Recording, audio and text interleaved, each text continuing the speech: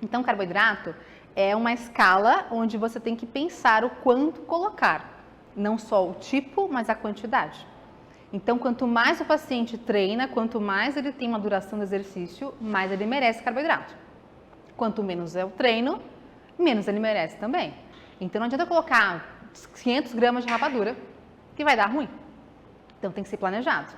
Sem contar que, imagina correr uma prova de montanha com um monte de rapadura no meio da barriga, né? Então, assim, complica um pouco, né? Então, são questões práticas também que devem ser planejadas.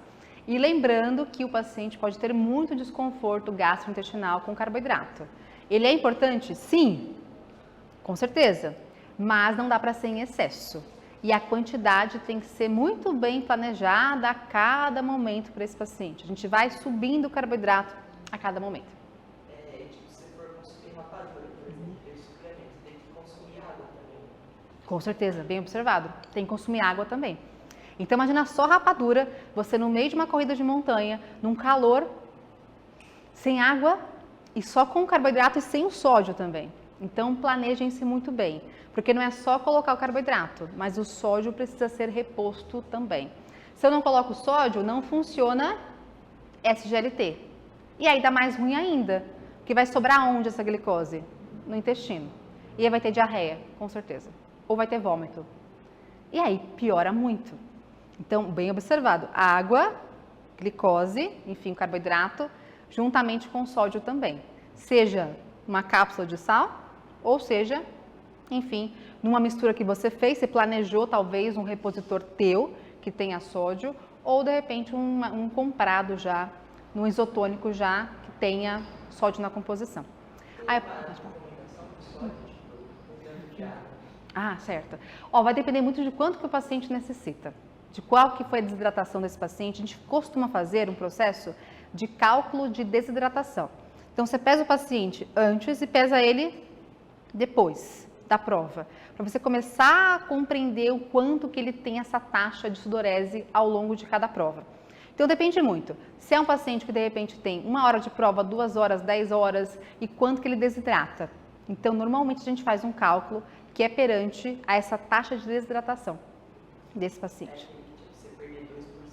Isso, de água, exatamente. Então, acima de 2% é algo mais prejudicial, é algo mais deletério.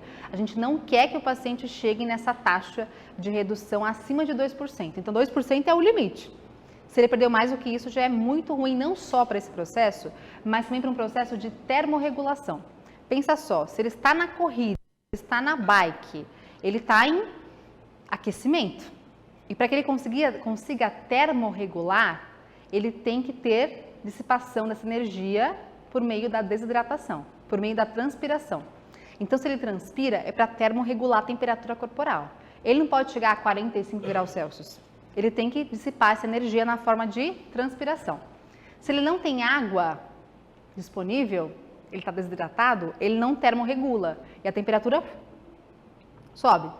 Tem muito atleta que já morreu por conta disso, infelizmente. Então, é algo muito sério. Não é só planejar carboidrato, mas a hidratação, com toda certeza também. E aí, voltando à pergunta, a gente pode pensar também, por exemplo, aquelas bananinhas paraibunas, sabe? Fruta liofilizada, fruta desidratada, tem várias possibilidades. Pode ser o suplemento, de repente, palatinose, maltodextrina, dextrose. Aí, cada paciente tem a sua vontade. Eu vou te mostrar as quantidades daqui a pouquinho e a gente vai planejar depois de modo mais adequado, tanto pré-treino, quanto intratreino, quanto pós-treino.